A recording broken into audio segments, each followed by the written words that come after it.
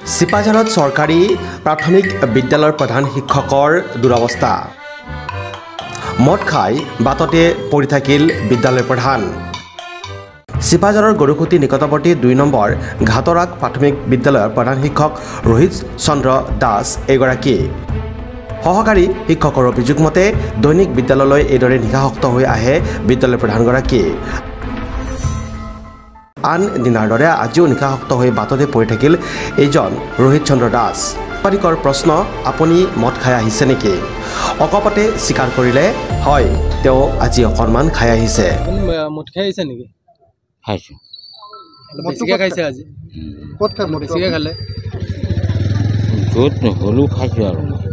নিশাসক্ত হৈ বিদ্যালয়লৈ ছাত্ৰ ছাত্ৰীক পাঠদান কৰিবলৈ অহা এইসকল প্ৰধান শিক্ষকে কি ধৰণে শিক্ষা প্ৰদান কৰে ছাত্ৰ ছাত্ৰীসকলক, সেয়া এতিয়া চিন্তাৰ বিষয় হৈ পৰিছে।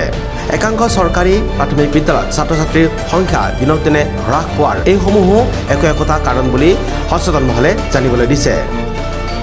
এনে শিক্ষকৰ ওপৰত শিক্ষা বিভাগে কি ধৰণৰ ব্যৱস্থা গ্ৰহণ কৰিব সেয়া হ'ব লক্ষণীয়। আপুনি ক'ত যাব আহিছিল? মই শিৱৰাত। কিয়? মই হস্পিটেলত। আপুনি প্ৰধান শিক্ষক? হয়। কোন স্কুলৰ প্ৰধান শিক্ষক? ২ নম্বৰ ঘাটত। ২ নম্বৰ ঘাটৰাত। ল'ৰা ছোৱালী কিমান আছে? ১৯জন। আপুনি কি স্কুলত ৰেগুলাৰ নাযায় নেকি? কিয় নাযাওঁ? ছাৰে ক'ব। আজি গৈছোঁ, যাই পেলাই গুচি গৈছোঁ মই। স্কুলৰ পৰা আহিছে? ক'ত যাব আহিছিলে স্কুলৰ পৰা? হস্পিটেলত। আপুনি মদ খাই আহিছে নেকি? খাইছোঁ। বেছিকৈ খাইছে আজি? ক'ত খাই বেছিকৈ খালে? য'ত হ'লেও খাইছোঁ আৰু। সদায় এনেকুৱা মদ খাই পেলাই স্কুলত যায় নেকি আপুনি? নাই নহ'ব, ছাৰক সোধক। আজি আপুনি স্কুল টাইমত যে মদ খালে?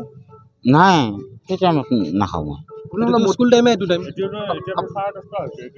নাই, স্কুলৰ পৰা গুচি আহিছোঁ মই। আপুনিতো ৰেগুলাৰ মদ খাই স্কুললৈ যায়? নেবাৰ। জাৰিবৰ কাৰণে গৈছিল নে মদ খাবৰ কাৰণে গৈছিল? দুয়োটাই। হা? দুয়োটাই। আপুনি মদ খাই আহিছে? আহিছোঁ। আপুনি এতিয়া স্কুল টাইমত কিয় মদ খাই আহিছে? এতিয়াতো যদি আপুনি এজন প্ৰধান শিক্ষক হয়, আপুনি কি শিক্ষা দিব যে এইখিনিতো স্কুল টাইম? আপোনাক ইমান ফোন কৰিছোঁ মই। ফোন মই বাৰু ৰিচিভ কৰা নাই, মই ব্যস্ত মানুহ। মই ৰাতিটোৰ ৰাসত মহোৎসৱত ব্যস্ত হৈ আছোঁ আৰু ৰাতিপুৱা শুই আছোঁ। মই তাত উঠিছোঁ, বাছ গাটো ধুই আহিছোঁৱে। গতিকে মই ফোনটো চাইলেণ্ট কৰি থৈ দিছোঁ, মই ৰিচিভ নকৰিব পাৰোঁ। কিন্তু সেই বুলি আপুনি স্কুলৰ সময়ত তেনেকৈ ক'ৰবাত মানে জাৰা ফুকা কৰিব যায়, কিবা কৰিব যায়, সেইটো বেলেগ কথা। স্কুলৰ টাইমত এনেকৈ মদ খাই পেলাই আকৌ স্কুলত কিয়? আচলতে এওঁ স্কুলত যাব অহা নাছিলে।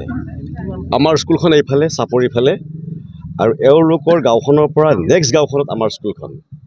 তেওঁ ৰাতিপুৱাই ফোন কৰিছিলে, মই ৰিচিভ কৰা নাই। জানো আগে পিছে তেওঁ ফোন কৰে, আৰু ফোন কৰিলে কি হয়, মই নাযাওঁ, বহুত বাহানা উলিয়াই। গতিকে সেইকাৰণে মই তেওঁৰ ফোন ৰিচিভ নকৰোঁ ৰাতিপুৱাৰ টাইমত, আৰু আবেলিৰ পিছত তেওঁৰ অলপ ৰূপটো বেলেগ ধৰণৰ হয়, সেইকাৰণে মই ফোন ৰিচিভ নকৰোঁ। আচ্ছা, মই যেতিয়া স্কুললৈ আহিলোঁ, এওঁলোকৰ গাঁৱৰ এজনে ক'লে, ছাৰ আপোনালোকৰ হেডমাষ্টাৰ মানে মদ খাই তাত পৰি আছে। হয় নেকি? তাত গৈছে, তেওঁ ভৰি এখন খোৰা, গাড়ী চলাব নালাগে, তেওঁ মানে তেনেকৈ গাড়ী চলাই পেলাই আকৌ মদ খাই পেলাই পৰি আছে। ঠিক আছে বাৰু, যি হয় হ'ব, মই স্কুললৈ যাওঁ। স্কুললৈ গৈ থাকোঁতে আমাৰ এগৰাকী শিক্ষক কন্দৰ্প কলিতা, মনোজ বুলি মাত, তেওঁ মোক ক'লে, ভৰালী ছাৰ এই আপোনালোকৰ হেডমাষ্টাৰ মদ খাই পেলাই পৰি আছে, তেনেকৈ ক'লে। আৰু তেওঁ মই মোবাইলটো লৈ আহিছোঁ, কোনোবাই লৈ যাব বুলি। মই ক'লোঁ, কোনোবাই আনিব গৈছে নেকি? এই নাই যোৱা, গাঁৱৰ ল'ৰা দুজনমানক কৈছিলোঁ, আৰু তেওঁলোক মানে গ'লে কি হয়, বেয়াকৈ গালি পাৰে, আৰু বেয়াকৈ গালি পাৰে কাৰণে গাঁৱৰ ল'ৰাবিলাক আনিব নাযায়, তেনেকৈ ক'লে। তাৰপিছত মই গ'লোগৈ, আমাৰ আৰু এজন এছিষ্টেণ্ট টিচাৰ আছে ধনমণি দাস, তেওঁলোকৰ লগত আলোচনা কৰিলোঁ। তেওঁৰ লগত আলোচনা কৰি মই এওঁক মানে কেনেকৈ কি হৈ আছে মানে চাব আহিলোঁ। স্কুলখনৰ নাম কি? ২ নম্বৰ ঘাটৰাক প্ৰাথমিক বিদ্যালয়। কেইজন শিক্ষক আছে? আমি ৩জন আছোঁ। এখেতৰ নাম কি? ৰোহিত দাস। এখেত প্ৰধান শিক্ষক হয়? প্ৰধান শিক্ষক হয়। ছাত্ৰ ছাত্ৰী কিমান আছে? ছাত্ৰ ছাত্ৰী 20 জন আছে। তেওঁ ৰেগুলাৰ এনেদৰে মদ পান কৰে নেকি?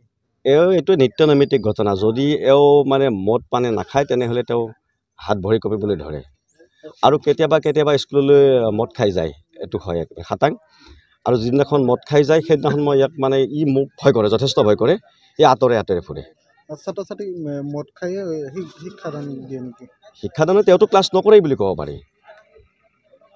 আৰু আপুনি এটা হেৰি চাব পাৰে, মই ভিডিঅ' এটা কৰিছোঁ তেওঁক সুধিছোঁ, প্লাছ কৰি তেওঁলোকে কৈছে মই নপঢ়াওঁ ল'ৰা ছোৱালী, তেনেকৈ কৈছে। আৰু চাওক আজি এই মাহটোত সেই 2 তাৰিখ 3 তাৰিখ ৰবিবাৰ আছিলে, 4 তাৰিখ অহা নাই, 6 তাৰিখ স্কুললৈ যোৱা নাই, তাৰপিছত এই সপ্তাহটোতো যোৱা নাই। নুনিৰ পৰা সুনীল চহৰীয়া ৰিপৰ্ট, নিউজ এক্সপ্ৰেছ অসম।